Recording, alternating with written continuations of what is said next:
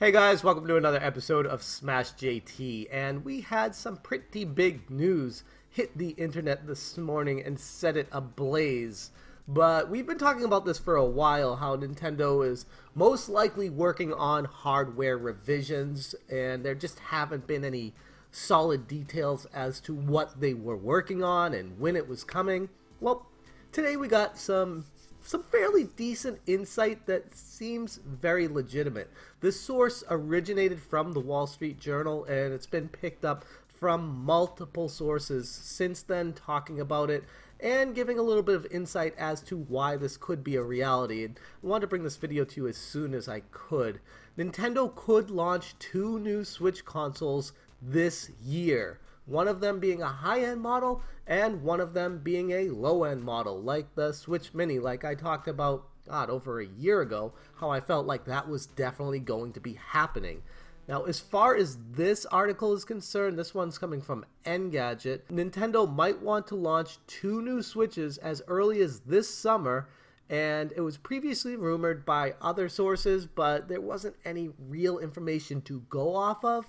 But as far as this, they're saying they've actually spoken to suppliers in the know, people who are working on the prototypes, that they're actually happening. So while we can never guarantee rumors coming true, this one seems a little bit more legitimate than most. Now, with that being said, what is going to happen with these Switch consoles? They're going to be looking to cut costs and eliminate features that weren't necessarily used on the Switch when it came out. And I thought it was kind of funny how it says they're going to be eliminating the little used HD rumble controller vibration, and that would be one of the features that would be missing from it going forward, even though when the Switch first launched, that was supposedly one of the selling points to it. The other selling point of the Nintendo Switch was the name, what it's able to do. Switch between console and handheld mode. I'm wondering if the 3DS version, the mini version of this that's replacing the 3DS family of consoles, I wonder if that's not going to switch. That's one of the things that a lot of people, when I made that video, said it's not a Switch, they're not going to do that, because that would destroy the whole point of the Nintendo Switch if it's just handheld mode only. And while I'm not saying it's going to be, I'm saying if they're going to eliminate features that were on the original Nintendo Switch, that means they could eliminate one of the major features of it if they're looking to cut costs and involve a whole new family of people that would be interested in buying this, to jump into it like a very low-end version. If it's just handheld mode only, and say it costs $150-200, you're saving $100 to $150 on it. That's a pretty good buying proposition for a lot of people. I personally know a lot of people that are waiting for a major price drop, and if they were able to get this thing at $199 or less, even if you can't play it on a screen, everyone would jump at that opportunity that's been waiting for it. So there is definitely an audience for that. The only thing is, it would eliminate the ability to play certain Switch games. Now, the one Switch game that always comes to mind, this game right here, whenever I talk about Nintendo Switch not having certain features, not being able to do things, 1-2 Switch was made to show off what the Nintendo Switch is able to do. But that was the original Nintendo Switch. And if they come out with a handheld only, this game would be pretty much incompatible with it for some of the games, unless you are setting it up on the go and buying a separate pair of Joy-Cons. And I mean, maybe you could still play it. It would just only be in handheld mode, and it would be sitting up on its little stand. Yes, you could play, I believe, the majority of games on that. You just wouldn't be able to play them on the TV like it was meant to be played. But that's the Nintendo Switch Mini that I'm talking about. I haven't even touched on the high quality, high definition, whatever they're going to call the more expensive, more powerful version of it. But that one's going to be aimed more at hardcore gamers, which is interesting because I didn't see Nintendo going that direction with the Switch. I didn't think they'd want to try to compete with Microsoft, with Sony.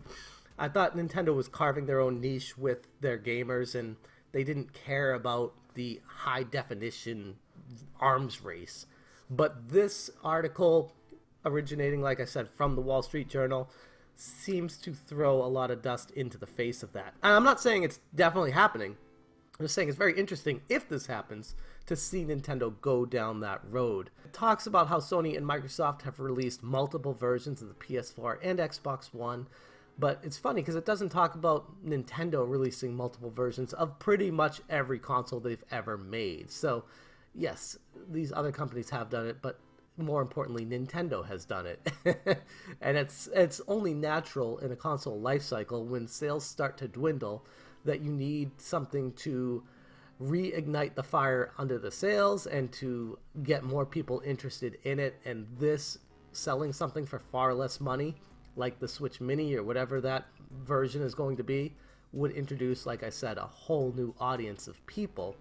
And so would the high definition version. There's a whole group of people out there that are hardcore gamers that won't even look at Nintendo because they want their 4K, they want their 60 frames per second. Hell, some of them want 8K and 120 frames per second. I mean, you can't even see half that with the human eye. But regardless of that, there are people that only want super high quality stuff. I do think it's interesting, though, because most of those people are PC gamers, and a Switch console is not going to excite them because they already have what they want on their PC. So I think it's interesting that Nintendo would be going the direction of the high end, the more expensive, more graphical capable version, but it looks like that's what they'll be doing based off of what the suppliers have told the Wall Street Journal and how they feel like it's going to be right on point with that. This is the time frame for the announcement. They're saying it's debuting at E3. Nintendo will be on site in LA with both of these versions available for people to test out, play, report on, talk about, discuss, however you want to say it. These will both be at E3 2019. But the craziest thing about this is not just will they be available at E3 2019, but that they will also be going on sale shortly after that, whatever that means, a month, 2 months down the road after unveiling these, which in all honesty makes a lot of sense. You don't want to cannibalize your sales of your current console by saying, hey, we have these new versions coming out and they're going to be able to do all these wild things or be way cheaper. Nobody's going to buy the original Switch anymore if that's the case, or far less people would be willing to buy it because they'd just be waiting for the new versions of them.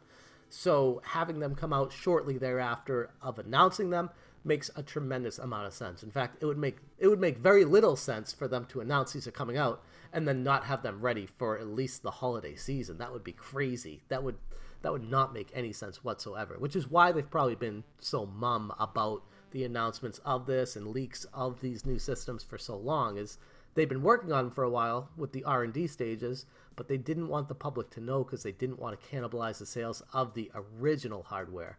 So the time frame itself makes sense. It's the right time. It's the right place for the announcement.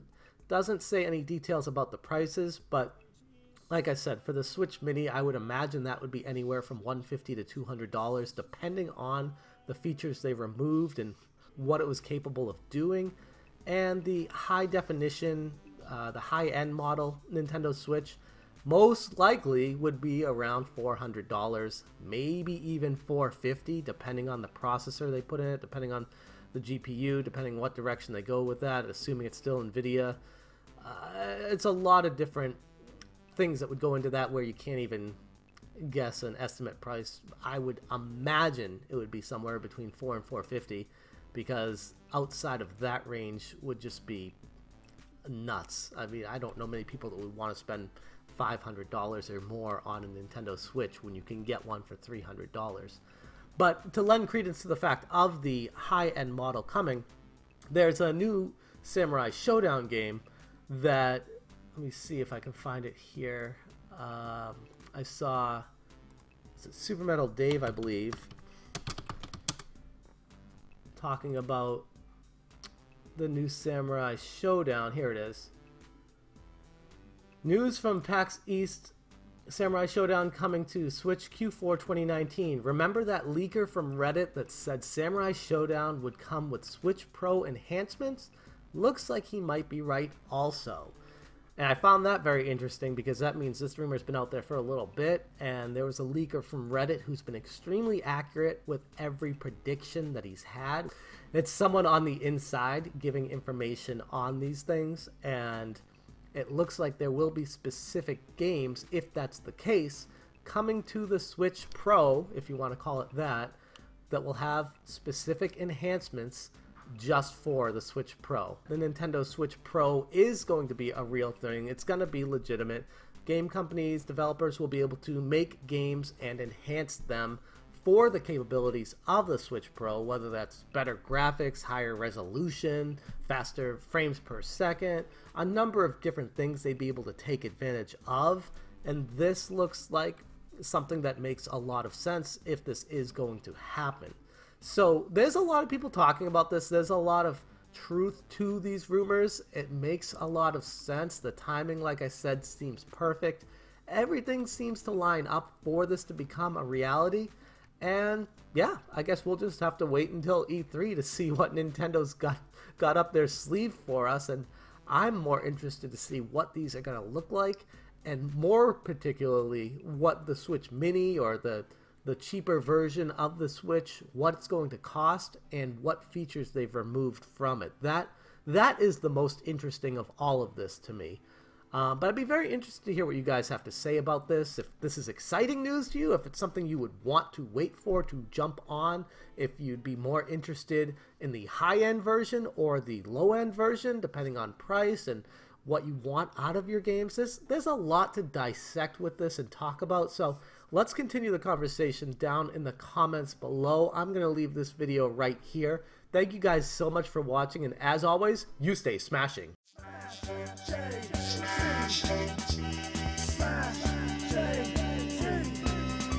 Smash J.